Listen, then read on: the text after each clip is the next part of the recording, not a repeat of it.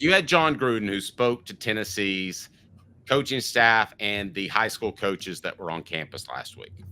So that tells me that to some extent, Josh Heupel trusts Jon Gruden, which is key because Josh Heupel is very secretive, to some extent paranoid in the people he would allow. So to me, that clears that hurdle of would Heupel allow this to happen? I think that he would allow Jon Gruden to come back. Gruden, as we all know, ad nauseum, has ties to Tennessee, a house in Sevierville. I would hire him to be Tennessee's next GM, and it wouldn't be even close. Am I crazy? What the H? Wow, I've never worked hard on anything. What a cool life. For real? The Dave Hooker Show with Caleb Calhoun. Represented by T. Scott Jones. ThanksandJones.com. Tennessee's trial attorney. From the Ted Russell Ford Lincoln Studio, East Tennessee's #1 volume and customer service dealer. Ted Russell Ford and TedRussellLincoln.net. Now to the Dave Hooker Show on Off the Hook Sports. All right, Caleb. So what's the biggest hurdle in making Jon Gruden the GM? Is it the fact that he has not coached in college? Or is it the fact that he was involved in a very sensitive scandal, which included homophobic responses, misogynistic responses, and racial epitaphs that were less than tasteful? What's the biggest challenge? Would you hire Gruden right now? Where do you stand? I mean, I would assume it would be the latter because you just don't want that being out there when you're talking about trying to approach players. But I would actually have to say the former, because if you have him as a GM role and not like an official, like working with the players in any form or anything like that, he's just telling you who to go recruit and who to go get. I don't think that's as much of a problem. And I think that, so then I go back to the former, and look, these are some things we know about Jon Gruden. He can talk all day. One, he has openly let slip in the past he doesn't like the idea of recruiting at all. True, but now he also said last week, he said the reason he didn't take a college job like Tennessee is because he'd be tempted to cheat. Now he can cheat, essentially. Let me tell you why he said that, Dave. This is Jon Gruden doing what Jon Gruden does, and the #1 reason I don't like Jon Gruden.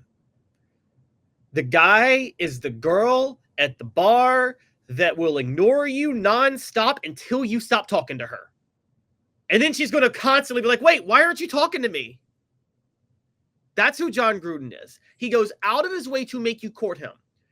Nobody's courting him right now. So what does he do? He goes back and he goes, I would have taken the Tennessee job and maybe I would flirt with it. It's like, dude, you flirted with this job twice. And you didn't give Tennessee a happy ending. Okay? So this is Jon Gruden being Jon Gruden, which is putting himself out there because he wants schools to court him, even though he doesn't want them. Because that's what he is. He is that, like I said, he's the model, the girl at the bar, the girl at the club, the girl at school that basically is like, I'm ignoring you. I want nothing to do with you. Oh, wait, you're not paying attention to me anymore? Stop ignoring me, ignoring you. That's Jon Gruden.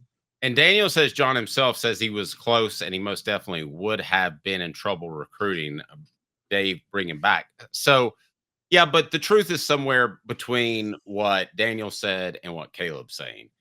Would he like to come back and coach? Maybe a little bit. And I don't think it's going to be that role. I think if he did anything, it would be like a GM, a talent evaluator role. And I think that's very valuable. And I think he would be very good at that. And I think he would immediately make Tennessee's administration staff much better. Like immediately, the moment he was hired. But I tend to be on Caleb's side.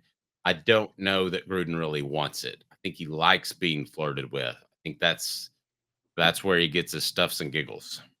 Yes, exactly. So if he got it, like, you guys think Jon Gruden would want to be the guy to scout and evaluate every single player in the country that Tennessee's targeting and divvy up how much NIL they can spend and all of that? That's not what he wants to do. He didn't like doing that in the NFL. He liked evaluating quarterbacks. That was as far as he went. He liked evaluating the quarterback and picking the quarterback that his teams wanted.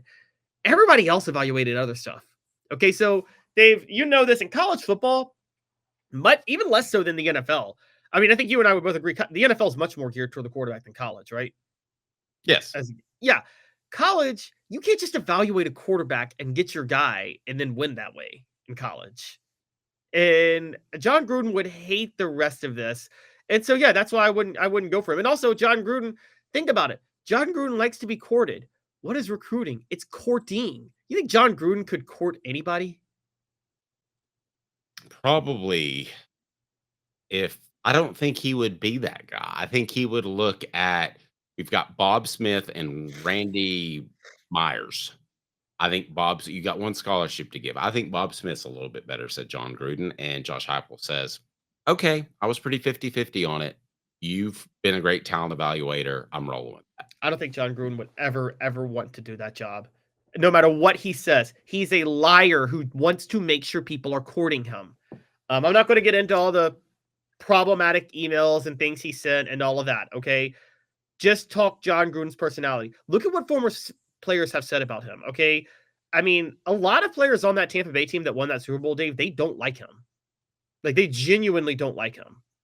Well, no, I mean, but that's also two different style of coaches altogether with Tony Dungy to Jon Gruden. If you like Tony Dungy and you like playing for him, and a lot of those players like Warren Sapp did, then you're not going to like a guy like Gruden that's in your face. But that's exactly what they needed, and he did win a Super Bowl. He did win a Super Bowl. Some people think it was because Bill Callahan was throwing the Super Bowl for the Raiders that year. Come on. But Daniel says we need someone who can evaluate the offensive line. Elias says Gruden would be absurdly high risk for messing up the entire dynamic. I think he could sit at his barn at home, like you said. Fallswind says hire Gruden and Pruitt as GM and assistant GM. No, I just hire Pruitt. And then I would find a money guy for Pruitt to help him. I would hire Jeremy Pruitt as GM over Jon Gruden every single day of the week. Wow. Now, what about the baggage? Because would you hire Jon Gruden as Vols GM? Yes, great talent evaluator with about 40% of the vote. No, too much baggage, about 40% of the vote. And no, sick of him, about 20% of the vote. So is it the baggage that comes with him? And we're talking about all of the things he said in those terrible emails. Or is it more there's just a Gruden burnout factor? I think there's a Gruden burnout factor. He's tried to be courted too many times. And guys, this isn't an accident. Dave, you're even more tied in than I am, but let's not pretend. So you tell me, actually, I'll defer to you to a certain degree on this. Am I wrong in thinking that Jon Gruden absolutely leaned into those Grumors the two times he was being targeted? No. I know somebody you're spot on. I know somebody very close to the situation that would have told me absolutely no question he kept his name in the hat far longer than he was seriously considered. And I don't know that he was ever considering it to begin with, but he definitely gave Tennessee some signals early on. And I think it slowed some of those coaching searches down and caused them to have to go with lesser candidates. I think so too. Both times. And they were willing to cobble up money for him too. So when you factor that in, I think a lot of Tennessee, look, part of the Greg Schiano protest, I don't know if you guys are aware of this. Half the reason that happened is because people so badly wanted Jon Gruden. And when they found out Greg Schiano was the hire, they were so disappointed about that move. The truth of that. That was a huge part of that. I think Tennessee fans are done with him to a certain degree, and the baggage itself is bad enough. But Dave, it's funny you brought up the baggage with Jeremy Pruitt. Who's carrying more baggage, Jeremy Pruitt or Jon Gruden? I mean, I think Jon Gruden carries more baggage. Honestly, today's game, I would say equal. Just because I don't know that I can trust Jeremy Pruitt. I'm sure he lied in a lot of those interviews. I'd be surprised if he didn't. Here's the thing with Jon Gruden, and you mentioned Schiano. It's one thing for the fan base to get upset at Jon Gruden and not be happy with Greg Schiano. It's another thing if Tennessee's administration felt like they got thrown a curveball by Gruden. And I think they did. I think Gruden said, I'm interested. They said, okay, let's talk about this. And days can be years in a coaching search, Caleb. A couple of days. Oh, absolutely. You can lose out on 4 guys. Why do you think Tennessee fired Philip Fulmer during the season? Because Lane Kiffin was going to take the Washington job, or at least feigned interest in it, whatever the case may be, caused Tennessee to move forward. So you might have gone from, who was a good candidate in the Schiano? Dan Mullen. I thought Dan Mullen was still a great candidate. You might have gone because you didn't move. I don't know this to be the case. I'm just saying, if Jon Gruden's flirting with you, you want to see that to its end. So you might have missed out on Dan Mullen and had to settle for Greg Schiano because you were waiting on Gruden. Well, so if I'm an administrator or a donor, that's not going away. I've got a bigger issue with that than all the racial stuff that he said. And I've got an issue with those things as well. Well, it's funny you say all that. Okay, so basically, the way this all went down was that, and this is exactly how this played out. John Curry, Paul Feinbaum had gone on TV, and Dave, I was writing at the time. We were lambasting John Curry because there was a period in mid-October where everybody knew Butch Jones was fired. It was like, it's over. He's obviously going to be fired. And John Curry waited a month to fire him. And we're like, why is he waiting a month to fire him? And he waits a month to fire him. And then Brady Hoke finishes out the year, and then they go and hire Schiano, and the disaster happens. Leaked emails come out later.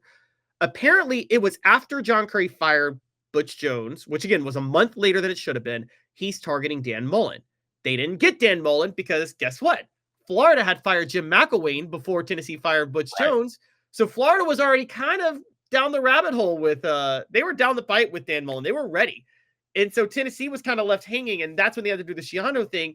It adds up that the reason Tennessee waited so long to even reach out to Dan Mullen and fire Butch Jones was, you're right, they were spending a month talking to Jon Gruden. Along those lines, Elias says, one lesson life has taught me is to stay the hell away from narcissists like Jon Gruden. I would tend to agree with that. As on our poll question, would you hire Jon Gruden as Vols GM? Yes, great talent evaluator. 50%, 40%, no, too much baggage. And then the remainder, no, sick of him. So still, half of our audience would still hire Jon Gruden.